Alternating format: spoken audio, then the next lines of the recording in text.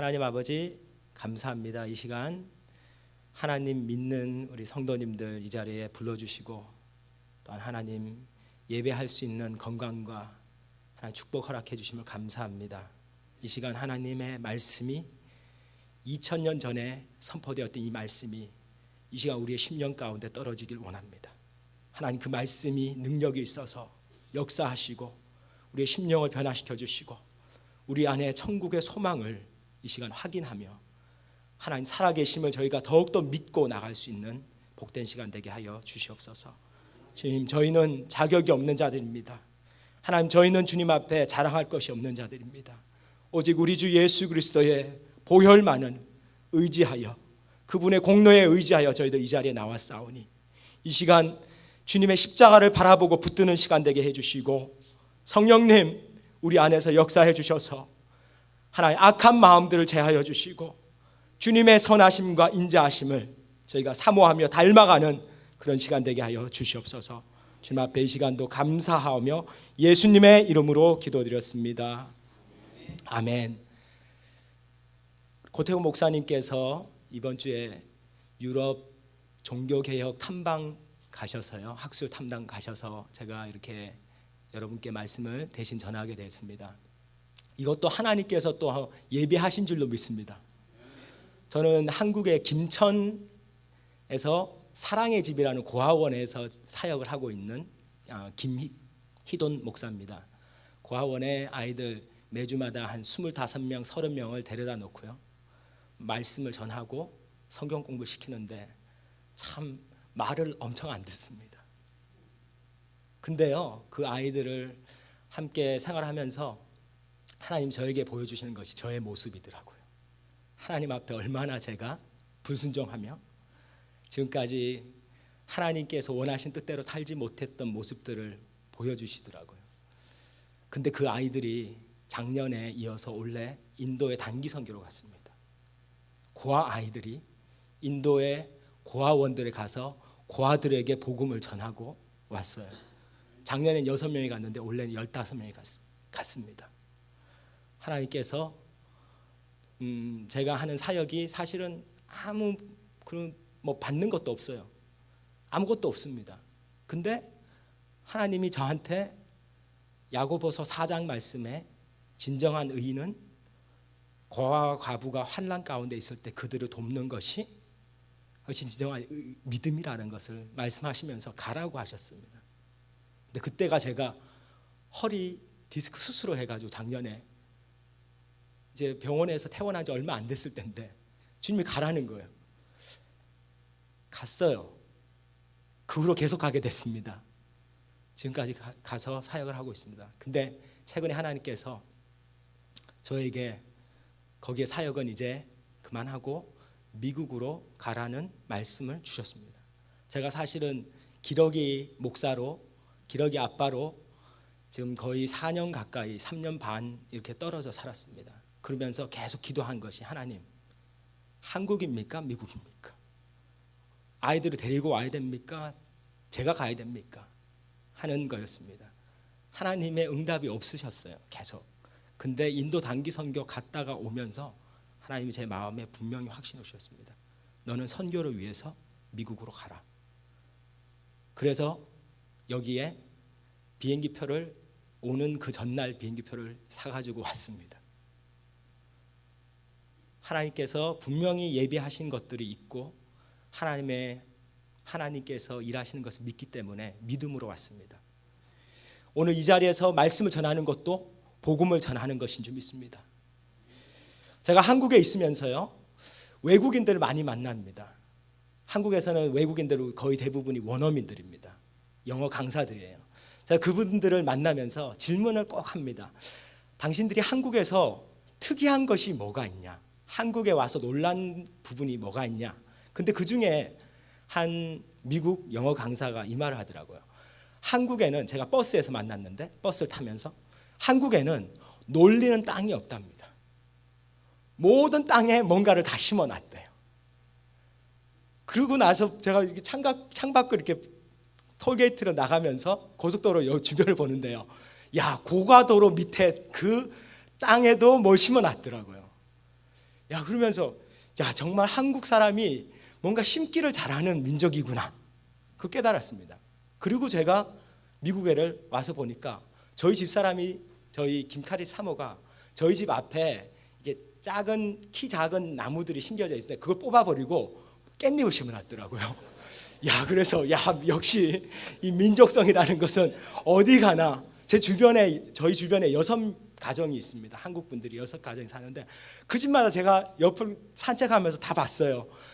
어떤 분은 앞마당에, 어떤 분은 집 옆에 다 상치, 뭐 고추, 그죠? 뭐 깻잎 안 하시는 분들이 없으시더라고요. 근데 원래 제가 딱 와서 보니까 저희 아내가 또 토마토를 심어놨어요. 이제 토마토까지 심어가지고 요즘 제가 아이들하고 그 방울토마토를 따먹는 재미로 아주 너무너무나 행복합니다. 우리가 이렇게 보면은요, 심는 자의 노고를 생각하게 됩니다. 그리고 또 심는 것이 있기 때문에 거둘 수 있는 때가 온다는 것을 저희로 하여금 하나님이 기억하게 하세요. 지금 이제 추수할 계절이 다가오고 있습니다. 하나님께서 우리가 한 해 동안 어떻게 살았느냐 하는 부분들을 점검하길 원하시는 것 같아요. 우리가 어떠한 삶을 살았느냐, 삶에 대한 열매가 어떤 것이 있느냐, 또한 영적인 부분에 있어서 우리 세안교회에 이 올해 우리 표어처럼, 그죠? 생명을 살리자, 전도하자, 그죠? 이것처럼 우리 교회에서도 한번 생각해 봐야 될 부분인 것 같아요. 복음의 씨앗을 지금 우리가 뿌리고 있는가, 그리고 그들에게 우리가 정말 초대해서 예수님을 말할 수 있는 그러한 일들이 많이 일어나기를 바랍니다. 아멘. 오늘 저희가 보는 이 마태복음 13장은요, 하나님께서 천국에 대해서, 하나님의 나라에 대해서 설명을 하시면서 이렇게 비유로 말씀하시는 것입니다. 이 비유는요, 마태복음 13장과 마가복음 4장, 누가복음 8장에 기록되어 있습니다. 근데 요한복음에는 이 사건이, 비유의 사건이 기록이 되어 있지 않습니다. 하나님께서 하나님의 나라를 설명하시는데 하나님 나라에 직접 우리가 가볼 수 있다면은 쉽게 우리가 알 수 있을 것입니다. 하지만은 우리가 죽어야지 하나님 나라에 가잖아요. 그렇기 때문에 하나님께서 이 땅에 있는 자들에게 하나님의 나라에 대해서 쉽게 설명하시기 위해서 비유라는 것을 드셨습니다. 영어로 parable이라고 하는데요, 이것은 단어적으로는 뭐냐, 옆에 두다, 옆에 있는 것, 뭐냐 하면은 실제가 있으면은요, 그 옆에 비유를 통해서 실제가 어떤 것인지를 설명해 주고, 하지만은 비유라는 것과 실제라는 것은 동일하지는 않습니다. 하나님께서 우리에게 하나님의 나라를 설명하시는데요, 하나님의 나라는 예수 그리스도가 이 땅에 오시면서 이미 이루어졌습니다. 지금 현재도 하나님의 나라는 이루어져 가고 있습니다. 복음 증거를 통해서, 성령님의 역사들을 통해서 끊임없이 하나님의 나라는 후퇴한 적이 없습니다. 끊임없이 하나님은 확장되고 있고요, 예수 그리스도가 다시 오시는 그날에는요, 하나님의 나라가 온전히 실현되는 그날이 다가올 줄로 믿습니다. 그래서 우리의 성도들의 삶은 어떠냐, 영어로 말하면 already not yet, 그러니까 이미 이루어졌습니다, 하나님 나라. 하지만은 아직 완전히 이루어지지 않았기 때문에 우리는 그 시간의 사이에서 긴장감 속에서 살아가고 있는 것이 우리의 삶입니다. 오늘 예수님께서 이 비유로 말씀하십니다. 무슨 비유냐? 씨앗을 심으러 나갔다고 말합니다. 심는 자가.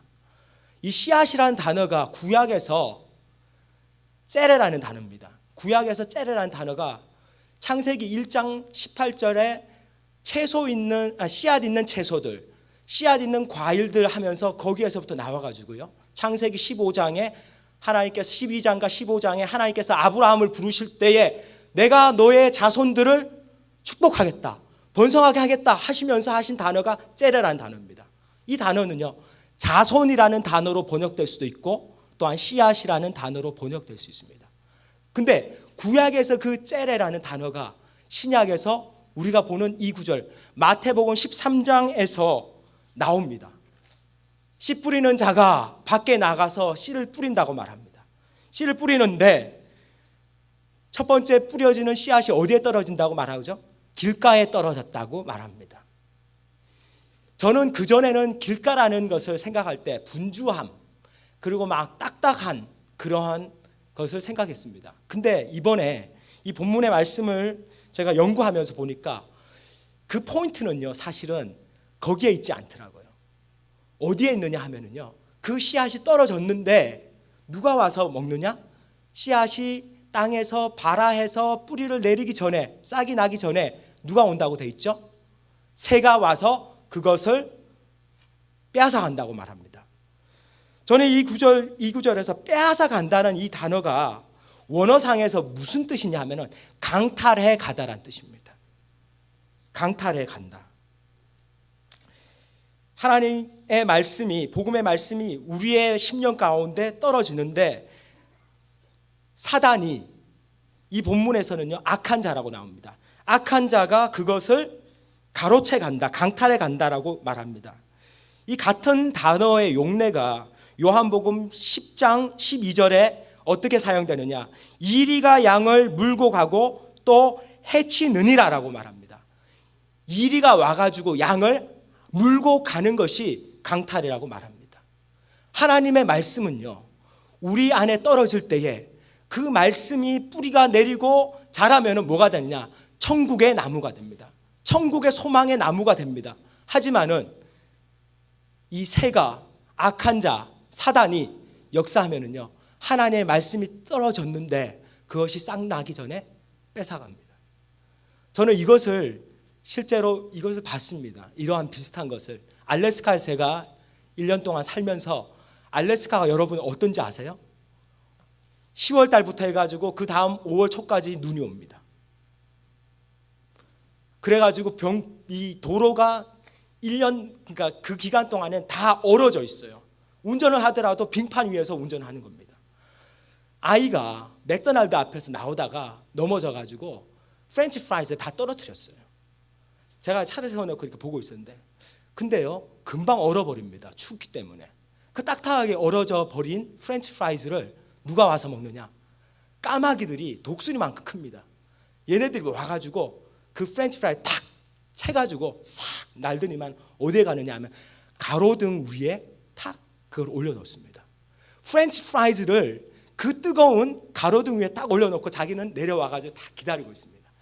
기다리고 있다가 프렌치 프라이드에서 땡 소리가 나면, 그죠? 오븐에 소리 나듯이 땡 하면은 새가 올라가가지고 그것을 가져와서 먹더라고요. 보세요. 사단이, 우리가 하나님의 말씀을 예배를 통해서 하나님의 말씀 받잖아요. 또 예수님 믿기 전에 복음의 말씀을 누가 전도해줘서 듣습니다. 그러면은 누가 가장 먼저 역사하느냐? 사단이 우리의 마음 가운데 그것을 어떻게 하면은 그 말씀을 잊어버리게 할까? 그 말씀에 받았던 은혜들을 빼앗아 버릴까 하고 역사하고 있습니다. 근데 그것이 보면은 우리 주변에 있는 사람들과의, 그러니까 관계를 통해서, 그죠? 가장 많은 일들이 아마 남편과 아내 사이에서 오늘 와 은혜 받았는데, 말씀에 은혜 받았는데 차 타고 가다 보면은 뭐 작은 일 때문에 이야기하다 보면은 그것이 목소리가 높아지고 언쟁이 되고, 그러다가 예배에서 무슨 말씀을 들었는지조차도 잊어버릴 정도로 그렇게 돼버립니다. 때로는요, 하나님의 말씀을 듣고자 교회에 나온 신앙이 없는 분들이 하나님의 말씀을 듣는데 그분들이요, 시험에 듭니다. 그러면서 교회를 나오지 않게 되는 일들이 있습니다. 저는 우리 세안교회에서 성도님들이 복음의 말씀을 정말 귀하게 여기시고 말씀 받으시면 그 말씀의 은혜를 잘 지켜나가시는 여러분 되시기를 주님의 이름으로 축원합니다. 두 번째 보면은요, 하나님의 말씀이, 이 복음의 씨앗이 어디에 떨어졌다고 나오냐 하면 5절에 더러는 흙이 얇은 돌밭에 떨어졌다고 말합니다. 돌밭은 흙이 없습니다. 이 돌이라는 단어가 베드로라는 이름에 나오는 단어하고 똑같습니다. 여기서는 페트로데스라고 해가지고 이 단어를 쓰는데 돌들입니다.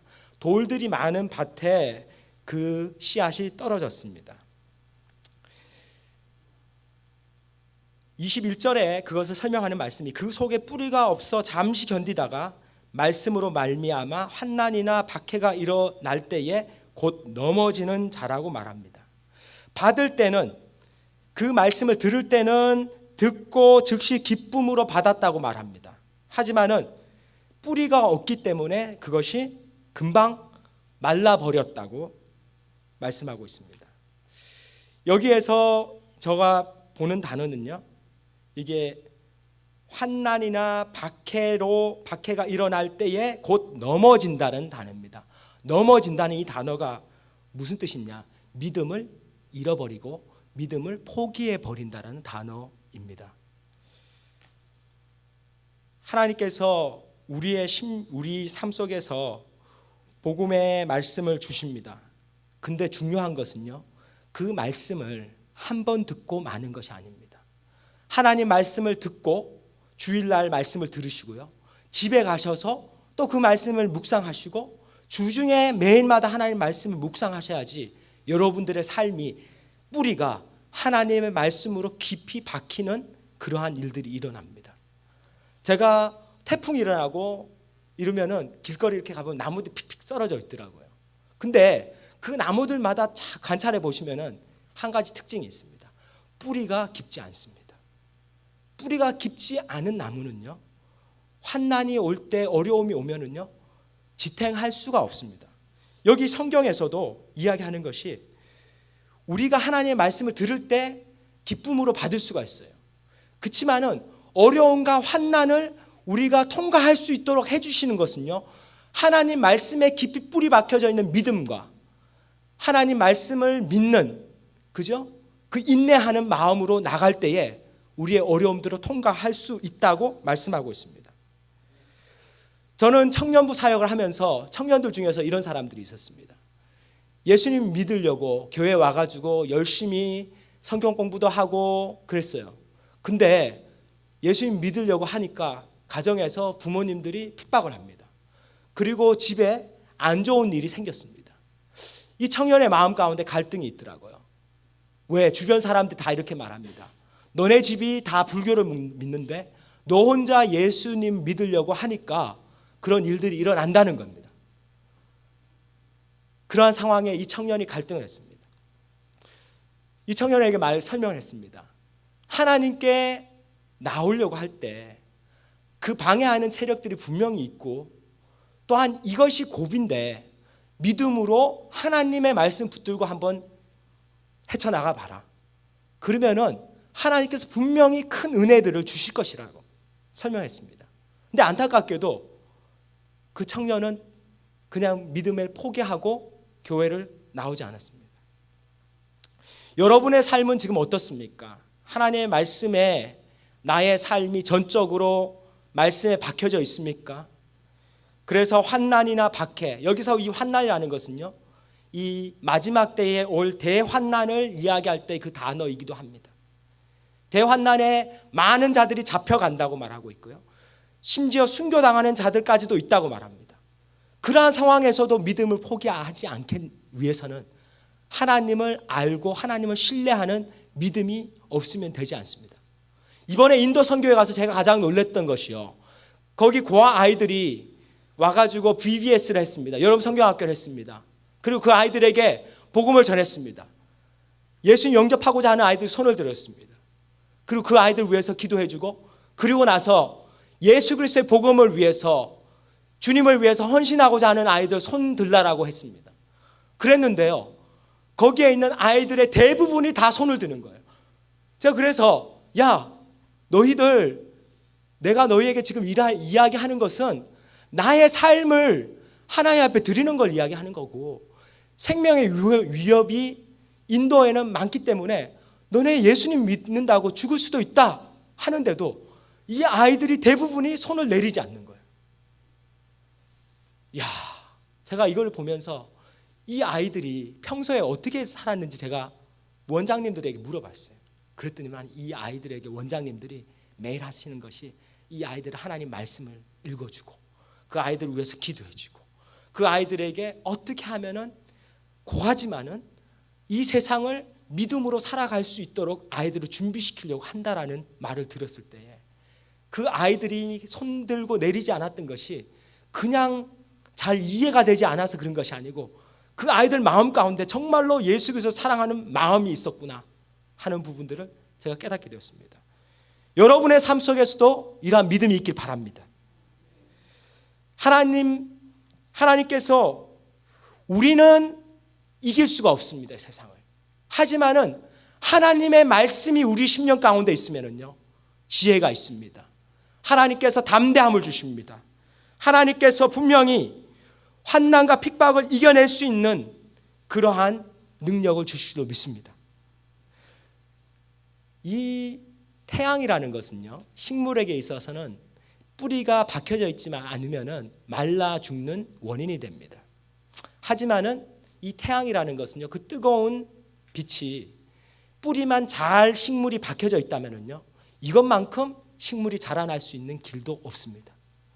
우리를 하나님께서 연단과 환난과 어려움 가운데 들어가게 하시는 것은요, 우리의 마음 가운데 하나님을 전적으로 신뢰하길 바라기 때문에 우리를 훈련시켜 주시고 또한 우리가 더욱더 성숙해지는 믿음의 신앙인들이 되기를 원하신 줄 믿습니다.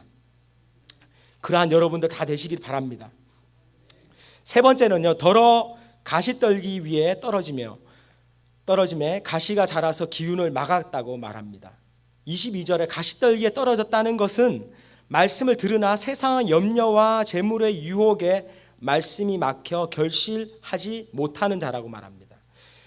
가시떨기라는 것은요, 찾아보니까 가시나무나 아니면 가시식물을 말한다고 말합니다. 가시나무가 옆에서 자라나고 있고 식물도 같이 자랍니다. 가시나무들이라고 복수형을 쓰고 있더라고요. 가시나무들이 주변에 꽉 자라고 있고요, 가운데 식물이 이에 싹이 나서 자라고 있는데, 근데 이 본문에서 잘 보시면은요, 이 하나님의 말씀이 막혀서 결실하지 못한다고 말씀하고 있습니다. 세상의 염려와 재물의 유혹 때문에 말씀이 막혀서 결실하지 못한다. 그 말씀이 뭘까? 하나님의 말씀이 우리의 삶에서 우리를 이끌어가는 힘이 됩니다. 그리고 어떠한 어려움도 우리가 하나님의 말씀이 든든히 서 있다면은 우리가 그러한 유혹들을 이겨낼 수가 있습니다. 근데 하나님 말씀이 막혀서 세상 가운데 두 마음을 품기 때문입니다. 세상적으로 내가 원하는 것들을 잡으려고 하고 하나님께서 나에게 역사하시는 것들도 함께 가기 때문에 마음에 갈등하다가요, 결국에는 하나님의 것을 포기하고 믿음을 포기하고 세상을 잡는다고 말하고 있습니다. 여기 염려라는 단어는 바로 그것을 설명합니다. 마음이 나눠졌다라는 뜻입니다. 세상의 염려라는 뜻은 두 마음을 품었다라는 이 단어를 이야기하고 있습니다. 그래서 너희가 염려 없기를 원하노라. 장가가지 않은 자는 주의 일을 염려하여 어찌하여야 주를 기쁘게 할까 하되, 장가간 자는 세상 일을 염려하여 어찌하여야 아내를 기뻐할까 한다. 염려라는 것이 성경에서 이 단어가 바로 세상적인 것과 대조적으로 하나님의 것을 선택하지 못해서 저처럼 미국을 가야 되나 한국에 있어야 되나 하는 것들을 갈등하지 못하고 갈팡질팡 하는 그 마음을, 그것이 바로 염려라고 말하고 있습니다. 유혹이라는 말은요, 이 단어는 디모데후서 2장 10절에 불의의 모든 속임으로 멸망하는 자에게 있으리니 이는 그들이 진리의 사랑을 받지 아니하여 구원함을 받지 못한다고 말합니다. 이것은 세상을 더욱더 사랑하는 마음을 이야기하고 있습니다. 그리고 히브리서 3장 13절에 오직 오늘이라 일컫는 동안에 매일 피차 권면하여 너희 중에 누구든지 죄의 유혹으로 완고하게 되지 않도록 하라. 예수님께서 말씀하시는 유혹이라는 것은요, 죄에 대한 유혹, 세상을 사랑하는 유혹 때문에 하나님의 말씀을 포기하는 일을 이야기하고 있습니다. 여러분들이 저는 이 세상에서 가장 성공한다면은, 가장 인간으로서 성공할 수 있는 것이 뭐냐 하면은요, 다음에 우리가 갈 곳이 확정되어 있는 사람들입니다. 여러분들은 이 세상에서 이미 구원을 받으셨습니다. 아멘. 예수 그리스도를 믿음으로 은혜로 우리는 구원받은 자들입니다. 세상에서 누릴 수 있는 최고의 축복을 이미 받은 여러분들입니다. 남아있는 것은 뭐냐 하면은 주님의 나라를 위해서 우리가 헌신하고 나가는 것밖에 남아있지 않습니다. 예수님께서 그러시면서 마지막으로 말씀하신 거, 좋은 땅에 대해서 말씀하십니다. 좋은 땅에 떨어졌다는 것은 말씀을 듣고 깨닫는 자라고 말씀하고 있고요. 그리고 마가복음에서는 좀 다르게 말씀하십니다. 마가복음 4장 20절에서는 좋은 땅에 뿌려졌다는 것은 곧 말씀을 듣고 바다라고 말합니다. 바다라는 단어를 쓰고 있습니다.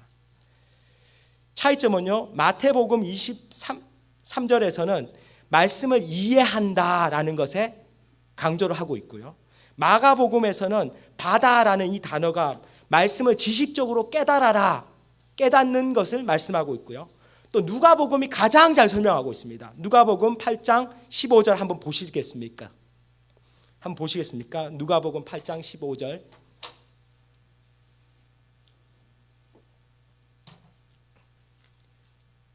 누가복음 8장 15절 말씀.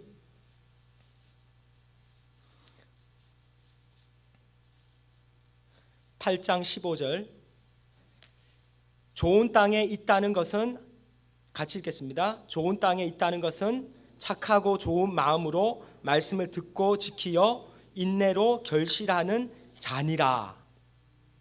씨앗이 좋은 땅에 있다는 것은 착하고 좋은 마음으로 말씀을 듣고 지키어 인내로 결실하는 자들이라고 이야기하고 있더라고요. 여기서 좋은 마음, 착한 마음이라는 이 단어는요, 뭐를 이야기하고 있냐면은 우리 마음의 상태를 이야기하고 있고, 동시에 다르게 해석하면요, 우리 마음의 선한 자, 우리 마음에 있는 선한 자를 이야기하고 있습니다. 하나님의 말씀을 듣고, 그죠? 분명히 하나님 말씀 들어야 됩니다. 근데 앞에 나온 땅들도요, 모두 다 하나님 말씀을 듣긴 들었습니다. 근데 차이점은 하나님 말씀을 듣고, 그죠?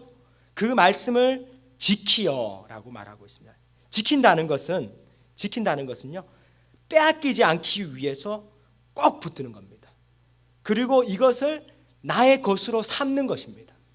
여러분들이 하나님 말씀을 그냥 듣고 지나가시지 마시고, 하나님 말씀을 묵상하시고 외우시고, 하나님 말씀을 유대인들처럼 이마에 붙이고 손목에 감고 하시면서, 그렇게 하나님의 말씀과 동행하시면서 말씀이 나의 삶의 일부가 되어야 된다는 말씀하고 있습니다. 하나님께서 또한 또 하신 말씀이 인내로 결실하라고 말씀하고 있습니다. 인내로 결실하다라는 단어는요, 이 인내로 결실하다라는 이 단어는, 결실이라는 뜻은 열매를 많이 맺는다는 뜻입니다. 인내라는 것은 뭐냐 하면은 야고보서 1장 2절에서 4절에서 잘 이야기해주고 있는데, 이렇게 말씀하고 있습니다. 내 형제들아, 너희가 여러 가지 시험을 당하거든 온전히 기쁘게 여기라. 이는 너희 믿음의 시련이 인내를 만들어내는 줄 너희가 알미라. 인내를 온전히 이루라. 이는 너희로 온전하고 구비하여 조금도 부족함이 없게 하려 함이라고 말씀하십니다. 하나님께서 이 인내하다는 뜻은요, 어떠한 어려운 가운데 처하든지 간에 우리가 하나님 말씀을 붙들고 그 믿음으로 나가는 것을 보여주고 있습니다. 요한계시록 13장 10절에 이렇게 말씀하고 있습니다. 사로잡히는 자는 사로잡힐 것이요 칼에 죽을 자는 마땅히 칼에 죽을 것이니 성도들의 인내와 믿음이 여기 있느니라고 말씀하십니다.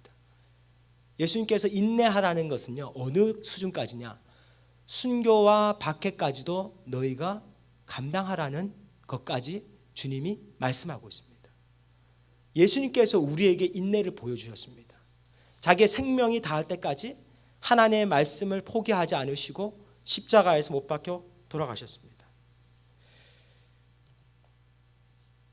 결론을 맺겠습니다. 예레미야서 17장 5절 10부터 11절에 두 나무가 나옵니다. 하나는요, 사막에 있는 가시떨기 나무가 나옵니다.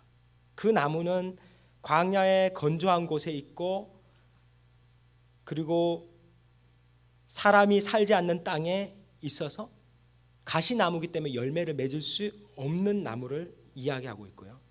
또 그것과 대조적으로 물가에 심겨진 나무가 나옵니다.